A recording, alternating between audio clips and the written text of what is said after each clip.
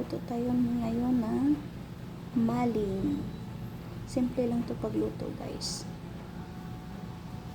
Ayan ang maling natin. Ayan, slice na natin to, guys, ha. Ayan siya, guys. So, yan ang maling. Ayan, slice na natin.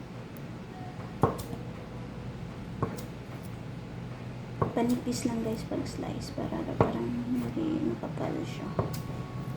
Okay. Ayan.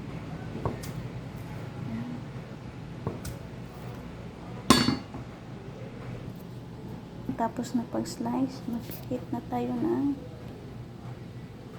kalaha. Ayan. Na may oil.